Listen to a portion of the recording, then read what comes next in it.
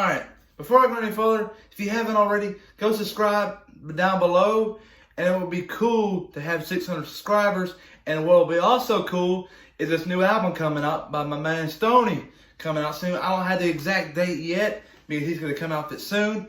But y'all stay tuned for that and let's get into it. Ryan Priest, and you're watching William Blackwell on YouTube. Alright, today I'm going to talk about the month of March. March is the month when the new NFL season officially starts, and it's also the month when NFL free agency starts. And tell me about it. There are some big fish in the sea, but there's one ginormous fish in the sea, and that ginormous fish is Tom Brady. Tom is going to become a free agent for the first time in his career. Tom has played his whole career at New England, but now he's going somewhere different. But I got narrowed down to 3 teams. There are tons of teams after him, but I got it down to 3. The top 3 are, one's going to be the Los Angeles Chargers. They're moving on from Phillip Rivers, and this would be a great move. Tom works out in LA in the offseason, so possibly that. But you get the Las Vegas Raiders. They're moving on from Derek Carr more than likely. And Tom has met with the owner, Mark Davis, at UFC 246, if I'm not mistaken, and has talked to him for actually a good bit of time.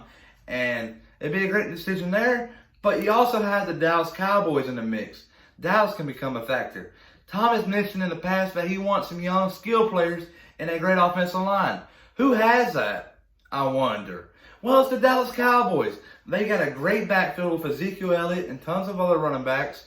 And they got Amari Cooper, Randall Cobb, and possibly Jason Witten next year.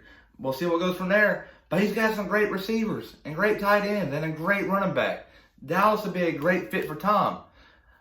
Tom is going to Dallas would be a great decision for Jerry Jones, because now they can keep Amari Cooper instead of letting him go to the Philadelphia Eagles, which is their biggest rival, and they also don't have to worry about paying Dak Prescott $40 million a year while you can only pay Tom Brady for $30 million a year, which is $10 million less than him. It's just crazy how great it sounds, but it's at the end, it's a great business decision, and the NFL is a business. It's not for fun. It's going to come down to business, and I think this is the best move out of all.